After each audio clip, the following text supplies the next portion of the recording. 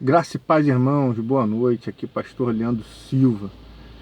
Eu queria fazer aqui uma reflexão e fazer um convite, uma convocação para você que é cristão, para você que é nosso irmão em Cristo Jesus, que é defensor dos valores e dos princípios bíblicos e que já entendeu que essas eleições do dia 2 serão um momento decisivo para a história da igreja aqui no Brasil.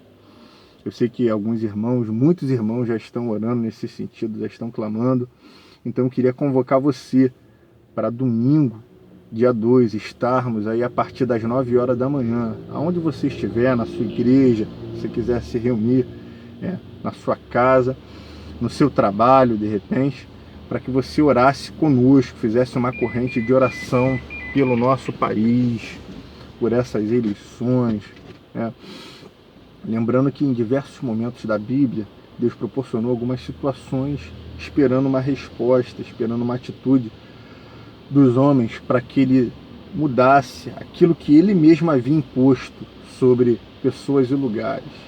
2 Reis, capítulo 20, do 1 ao 5, história do rei Ezequias, que clamou e Deus mudou o que ele havia determinado sobre ele. Jonas, capítulo 3, do verso 1 ao 10, a história de Nínive, que Deus mudou aí por causa do arrependimento deles, Deus mudou a sentença que havia sobre eles. Jeremias capítulo 18, história do vaso na mão do oleiro, ali no verso 10, do 7 ao 10, Deus mostra a capacidade que ele tem de mudar a situação de uma cidade de acordo com as atitudes, tanto para o bem quanto para o mal.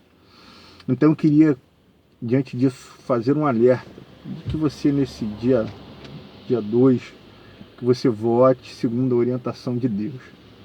Que você observe os eleitores. O Lula, irmãos, a gente não está aqui defendendo o partido, defendendo o político, defendendo o candidato, mas o Lula, ele está contando uma mentira. O Lula, ele foi condenado em 3 instâncias, ele não foi absolvido, mas o que houve foi uma manobra política do STF para que ele pudesse ser elegível. O STF não absolveu o Lula.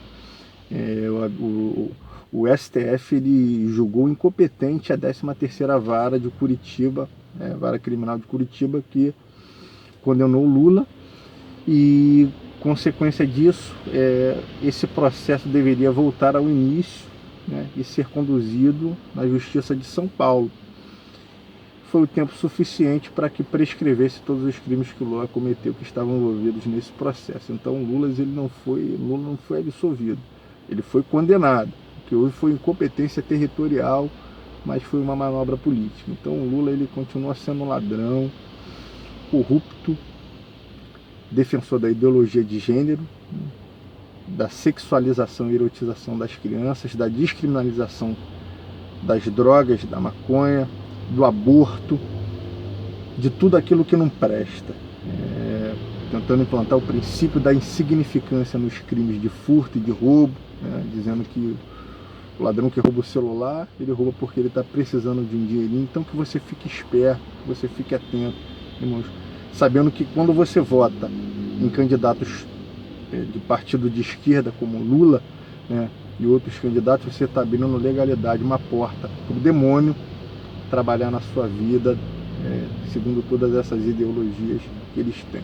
A gente sabe que todo candidato, irmão, ele vai cometer erros. Todos os líderes que Deus levantou, reis, todos os reis, a contar de Saul, que foi o primeiro rei que Deus levantou, eles cometeram erros. Foi dada a eles a oportunidade por Deus, e uns deles se saíram melhor e os outros muito mal, como Saul, se desviaram, mas isso não impediu de Deus os levantar e dar uma oportunidade. Então nós acreditamos muito que o Bolsonaro é a pessoa que Deus tem levantado nesse momento. Não está livre de cometer erros, mas está sendo dada a ele essa oportunidade, esse voto de confiança. Então quando você votar, quando você aperta o teu botão lá, confirma, você está ali, aquilo ali, você está dando uma procuração, um mandato, um direito legítimo, daquela pessoa, daquele candidato que você elegeu, tomar decisões por você. Você está dando legitimidade para que ele decida por você. Então, eu queria fazer uma convocação né, para a Igreja de Cristo, para que a gente se reunisse no domingo de manhã, às 9 horas, nós estaremos nos reunindo na nossa igreja, que você se reúna onde você puder, que você ore conosco também, clame a Deus pela nossa nação. A perseguição à igreja é algo inevitável, é algo que vai acontecer, mas se a gente puder fazer como Jesus, né? Mateus 26, 39, se possível for, passa de mim esse cálice, contudo, que seja feita a tua, mas não a minha vontade. Então a gente pede a Deus, a gente clama mesmo sabendo, Deus não mudou o que estava para acontecer com Jesus, que estava para vir sobre Jesus, mas ainda assim ele orou. Então, como a gente não sabe qual vai ser a posição de Deus, nos cabe orar, né, para que essa perseguição ela não nos atinja, ou se nos atingir, que o Senhor possa nos proteger e nos guardar. Que Deus te abençoe muitíssimo, graça e paz. Boa noite.